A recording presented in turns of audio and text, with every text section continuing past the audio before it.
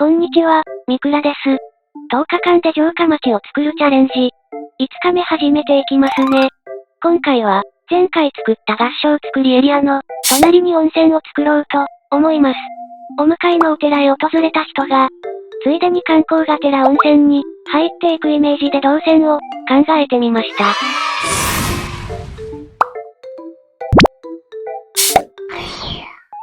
まずは橋作りから。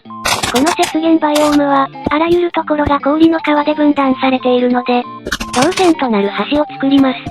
氷の上をボートで移動する方がめちゃめちゃ早いんですけど、夏にはちゃんとした川が流れているという設定で、しっかりめの橋を設置しておきますね。まずは新双岩の丸石、磨かれた新双岩、新双岩レンガ、新双岩タイルのブロックとハーフブロックを組み合わせて、橋の土台を作っています。最初に大まかな形を決めて、形が決まったら横に伸ばしていくイメージです。純和風の赤色の橋も素敵なのですが、今回はお寺と温泉の教会っぽく神秘的な感じにしたいので、他とは違った雰囲気の神聖な橋にしたいな。前面に新双岩系ブロックをランダムに設置したら、今度は手すりを作りますね。氷の川、危ない。まずは磨かれた戦力岩で、サイドを縁取ります。カラーリング自体は、お寺と商店街をつなぐ橋と同じにしています。統一感は、持たせたいのでベースの建材は同じものを使いつつ、それでも雰囲気を変えた橋を作りたいです。というわけで手すりのさらに外側を、ペールオークのハーフブロックで飾っています。和風感がなくなっちゃうのですが、モノクロカラーで統一すると、神聖な感じになってお気に入りです。和風建築では避けていたエンドロッドも、使っちゃえ。どうせなら手すりも、戦力岩の塀とペールオークの、フェンスゲートを組み合わせて、作ってみますね。和風建築から離れすぎないか、心配だったのですが、意外と周りの雪と馴染んで、違和感なさそう。調子に乗って桜の葉ブロックで、色を足しています。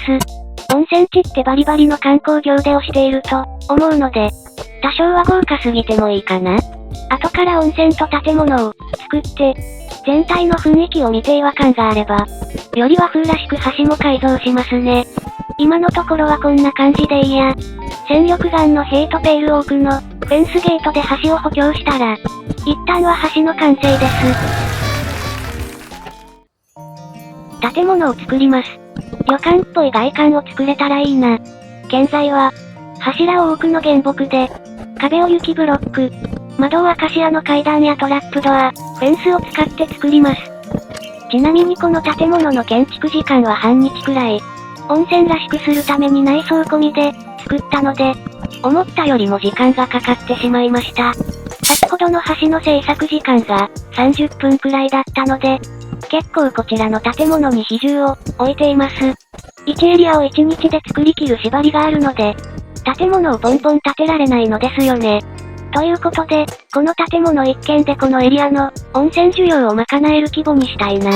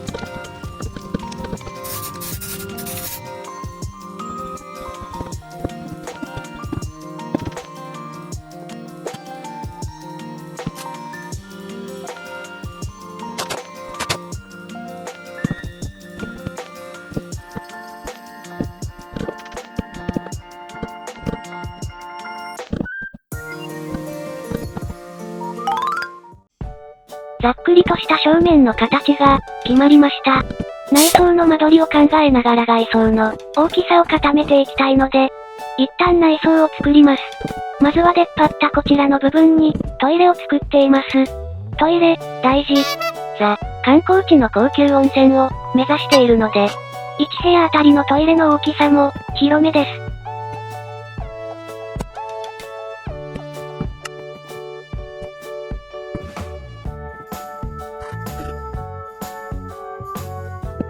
手前の部屋は洗面台スペースにします。高級ホテルや旅館の洗面台。無駄に綺麗だよね。あれをイメージしてみました。マイクラで再現するのは限界があるんですけど、トイレの手前に別で洗面台用の個室を作ることでそれっぽくしてみます。いいとこの洗面台。謎に手洗い場が2箇所あったりして、謎。貧乏症なのでなんだかもったいなくて、結局片側しか使わない。隣の個室も同じ要領で作ります。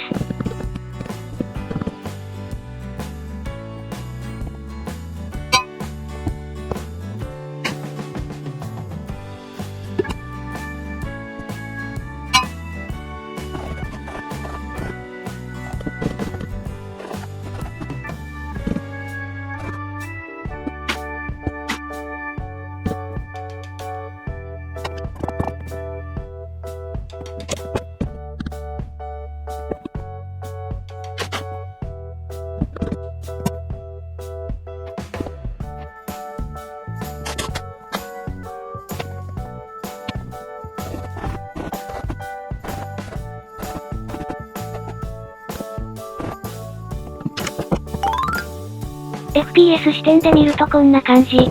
内装作り楽しい。トイレの外側も作っておきました。シンプル設計の待合室なので、全カット工法です。正面側の出っ張りも内装を作っておきました。こちらもトイレです。この規模の広さだと2つじゃ足りないからね。出入り口側も内装を作っておきました。中央はフロントと2階に続く階段にしています。フロントではすでに村人さんが働いています。雪原バイオームの村人さんスキン、いい感じ。上から見るとこんな感じ。今度は内装側から見て、右側。こちらのエリアに売店を作ります。よくご当地のお土産を置いてあるあのコーナーです。これで観光地っぽくなるかな？まずは正面側の出っ張りから作ります。大きい旅館とかだとご当地っぽい洋服や、パワーストーンのアクセサリーを置いていたりするので、そういった高級品を販売していそうなコーナーを作りますね。ということで、革装備に色をつけて、家事テンプレートで装飾した防具を並べてみました。マイクラの世界だとそこそこ良いものだと思います。店員さんにも来てもらっておきますね。高級品コーナーなので、このコーナー専属の店員さんです。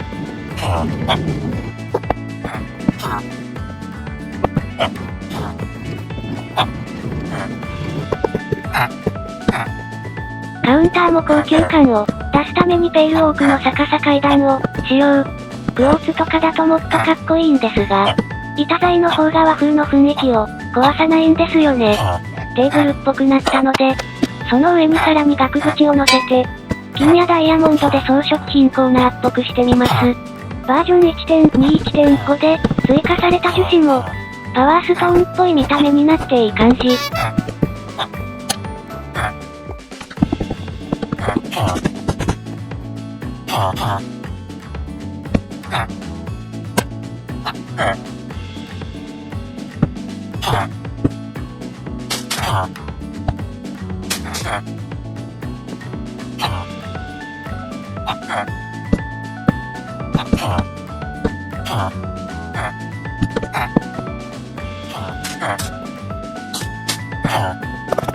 ここはこんな感じでいいかな？他の売店の内装もサクサク倍速で作ってしまいますね。まず入ってすぐのこちらは、動線的に考えてカウンターでいいかな？お客さんが困っていたらすぐに駆けつけられる、見通しのいいカウンターです。カーペットの下など、ちょいちょい光源ブロックを隠して湧き潰しをしています。クリエイティブモードなので、クリエイティブ限定のライトブロックを使ってもいいのですが、何もないところが光っているの。なんだか違和感があるんですよね。なので極力内装の装飾に光源を組み込むようにしています。といったところで今度はお野菜コーナーを作りました。温泉の売店。ちょいちょい地元のお野菜、果物が売られていて、つい見てしまいます。隣の農場で採れた新鮮お野菜です。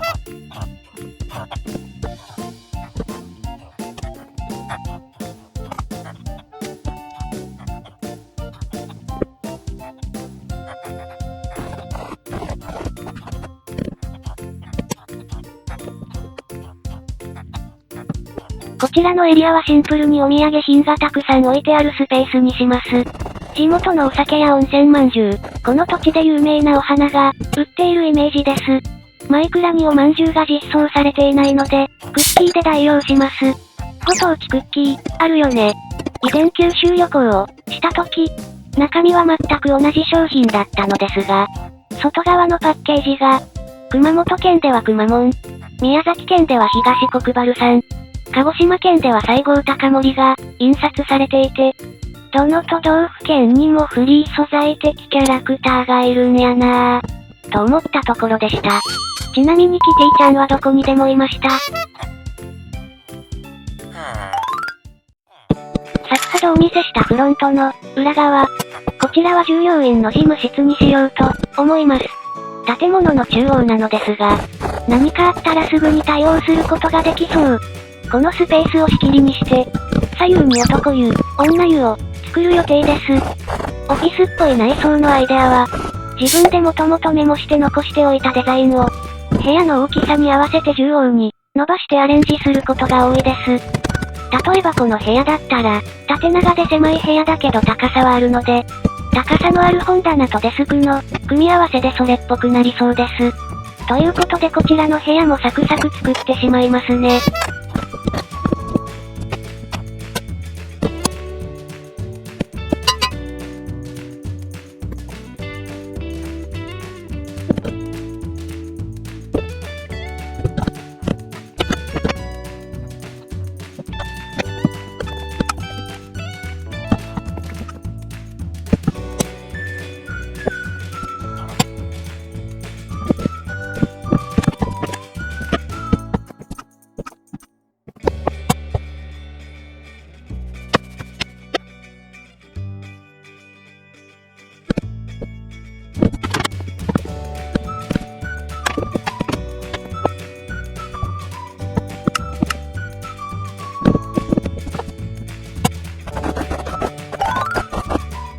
事務所も完成です。これからいよいよ本題。温泉を作ります。男湯も女湯も、作りは一緒にしようと思っているので、片方だけご紹介。まずは脱衣所を作りますね。やっと今回のテーマの温泉に、取り掛かるのに、すでに半日以上経っていて、焦っているよ。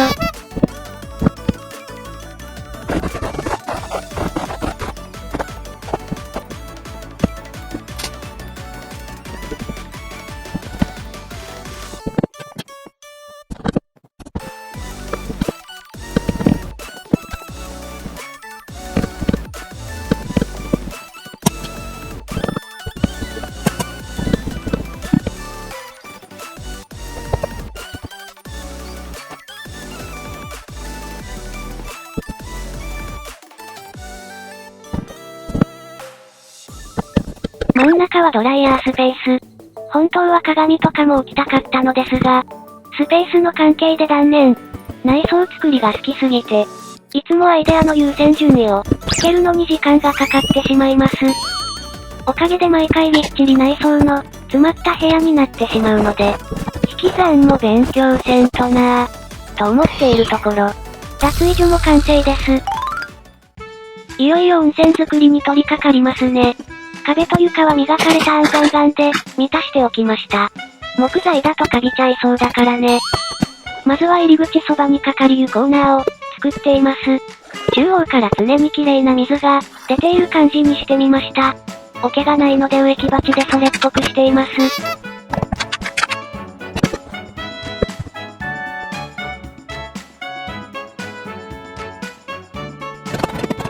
こちら側は体を洗うところ。旗の鏡や、大釜を置いてそれっぽくしてみますね。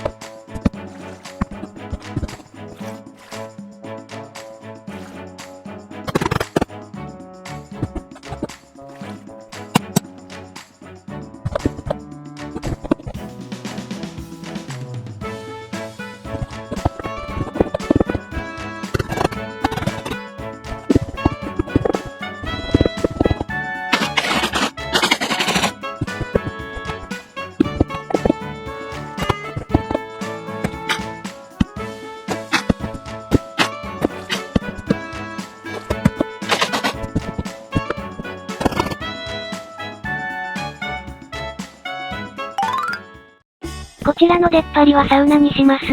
磨かれた安山岩の壁の内側に、さらに樹皮を剥いだオークを並べてそれっぽくしてみました。ムシムシしている感じを表現するために、焚き火の隣に大釜入りの水を設置してみましたが、それっぽくなったかな？正面側も樹皮を剥いだオークで壁を作って、サウナらしく密閉しておきます。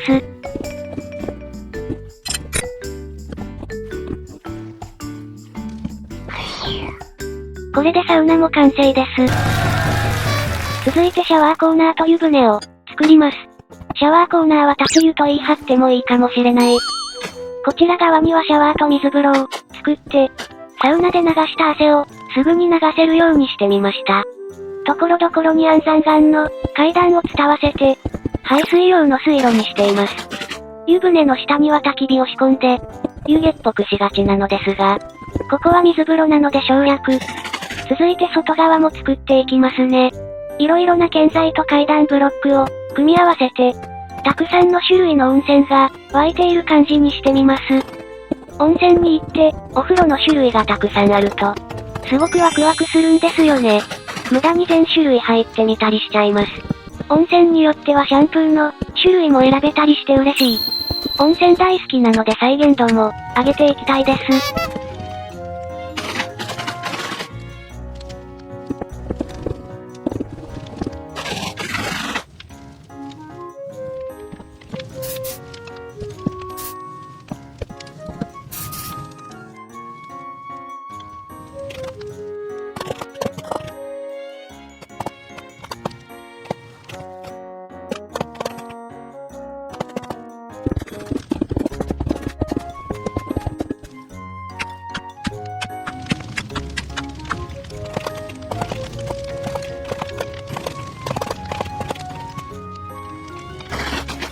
なぜか両海岸のお風呂だけ凍るんですけど、屋根を作った後に修正しておきます。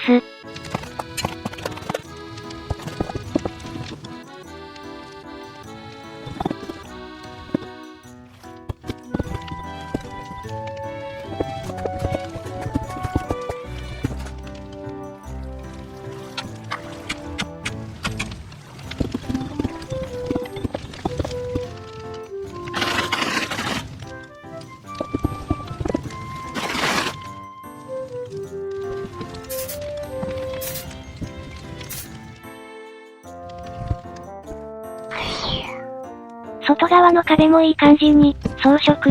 多くの原木、雪ブロックと、素材は他と変えないようにしているのですが、お風呂の窓の形に合わせて外装もちょっとだけ変えてみますね。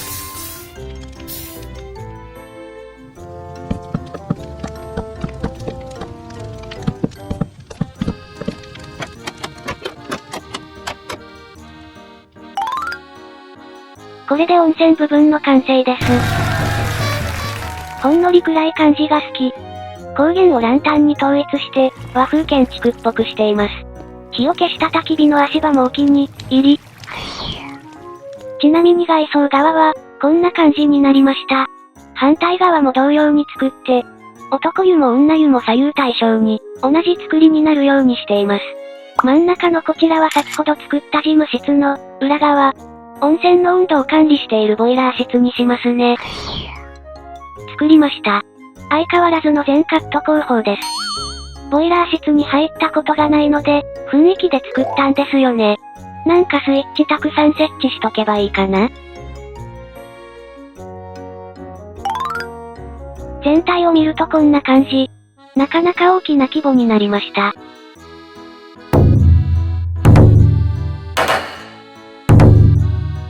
こんな感じで外観を作りました。すでに夜の11時でめちゃめちゃ焦っているよ。本当は露天風呂まで作って、2階を客室に、さらに離れまで作りたかったのですが、屋根を作り切るので精一杯ですね。もともと離れは後編の動画で、作ろうと思っていたのですが、2階の内装もこだわりたかったなぁ。とはいえ1日で作る縛りなので、温泉作り前編の今回は、外装だけでも作り切ってしまいますね。2階の壁も素材は同じで、雪ブロックとアカシアの階段、アカシアのトラップドアを使った壁にします。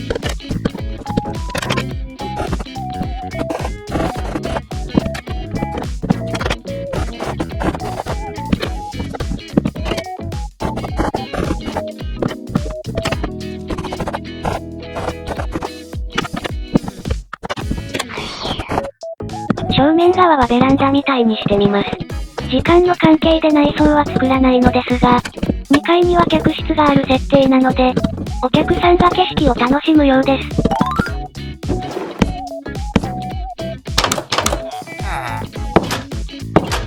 建築途中に昔の景色が見える感じ。なんか好き。屋根の形が決まりました。深層眼系のブロック、ハーフブロック、階段をひたすら積み上げるだけの作業だったので、全カットです。屋根裏の壁もサクサク作っちゃいます。あと30分しかないので、置き方も雑になってきているよ。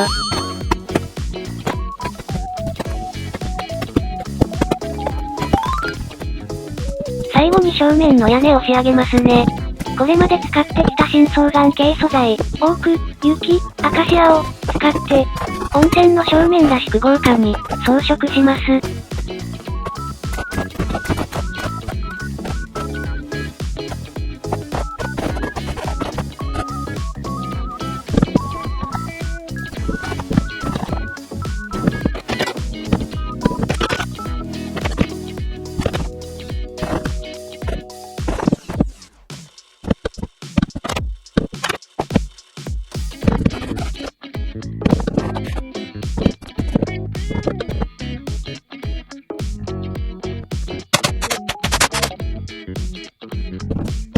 頭皮や多くの木材も組み合わせて、装飾したら、建物の完成です。